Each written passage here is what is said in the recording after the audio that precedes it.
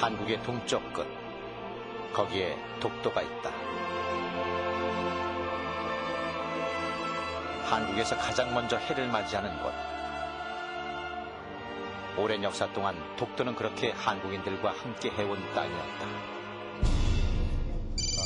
Takeshima is historically and legally part of Japanese territory. 더구나 오는 16일엔 일본 시마네현 의회에 그 독도가 일본의 것이라는 주한 일본 대사의 발언은 많은 한국인들에겐 선전포고처럼 받아들여졌다.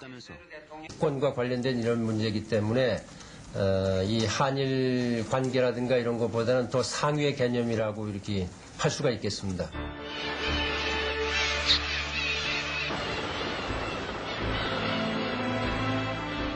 돌로 만들어진 섬이라서 독도라 이름 붙여진 이 조그만 도시섬은 그러나 한국인에겐 섬 이상의 의미를 지닌 특별한 섬이기 때문이다.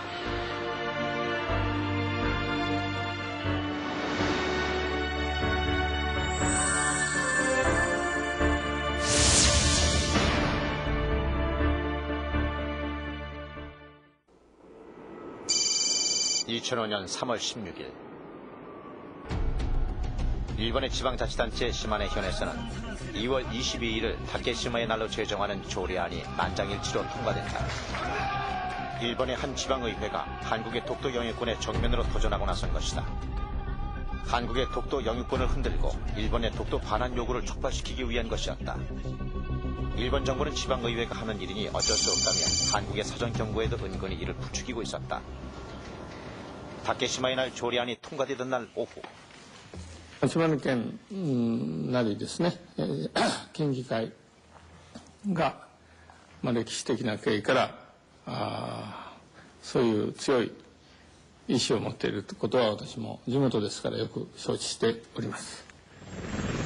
지금까지 한국 정부는 일본의 독도에 대한 어떠한 주장에도 별다른 반응을 보이지 않아 왔다. 그러나 이번에는 달랐다. 한국의 반응은 신속했고 강경했다. 일각에서 일어나고 있는 독도 및 과거사 관련 일련의 행태를 과거 식민지 침탈을 정당화하려는 의식이 내재해 있는 엄중한 사안으로 보고 단호히 대처해 나갈 것입니다. 한국 정부는 이 사건을 일본의 과거 한국에 대한 식민지 침탈의 연장선 속에 있는 사안으로 규정했고, 천연기념물 제336호로 지정된 독도의 지질과 상태에 큰 영향이 없는 한 국민들이 최대한 자유롭게 독도에 입도할 수 있도록 할 방침입니다. 섬 전체가 천연기념물로 지정됐던 독도에 입도가 허용되자 매일 수많은 한국인들이 독도를 찾기 시작했다.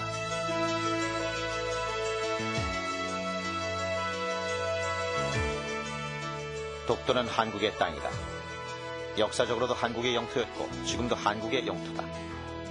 그것은 일본 정부가 어떤 주장을 해도 변하지 않는 사실이다.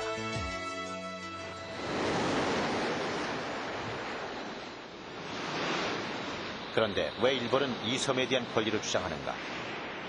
그리고 한국 정부는 왜 일본의 주장에서 새삼 식민지 침탈의 망령을 부는 걸까?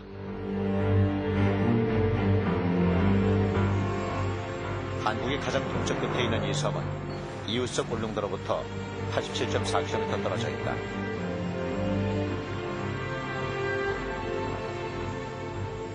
6세기의 울릉도가 한국 신라의 중앙정부에 복속된 이래 독도는 단 한순간도 한국의 영토에서 배제된 적이 없다.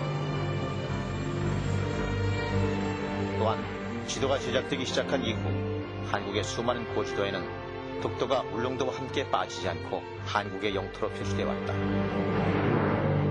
여러 역사 문헌들 역시 같은 것을 말한다. 그렇다면 일본은 무슨 근거로 독도를 자신의 영토라 주장하는가?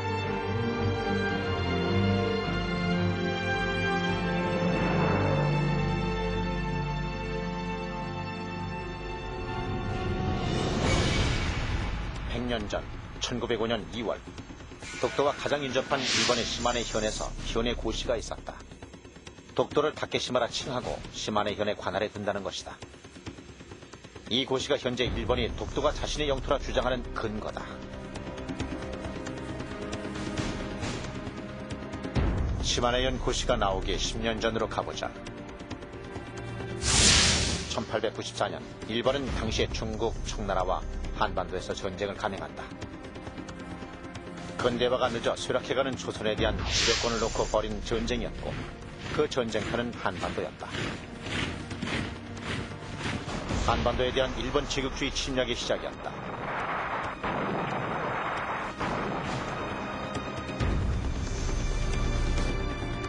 청일전쟁에서 승리한 일본은 조선에 대한 주도권을 확보하고 마지막 경쟁자 러시아와의 일전을 준비한다.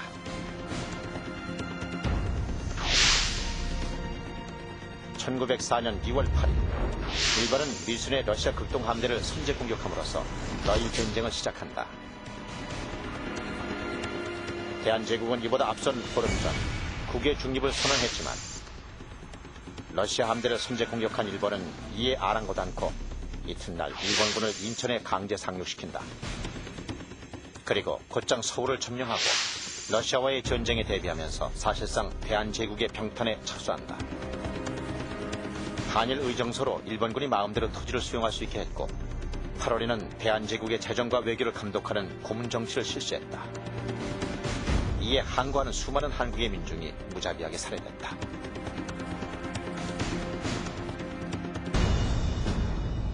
이제 일본에게 남은 것은 본격적인 러시아와의 해전이었다. 남에서 오는 발틱 함대와 북에서 오는 블라디보스토크 함대를 대비해 동해에서 남해로 이어지는 라인이 전략 요충지가 되었고 일본은 이 길목을 따라 중요 지점에 막루를 설치하게 된다. 바로 이 관측기지의 마지막 요충지가 동해 한가운데 떠있는 대한제국의 섬 울릉도와 독도다.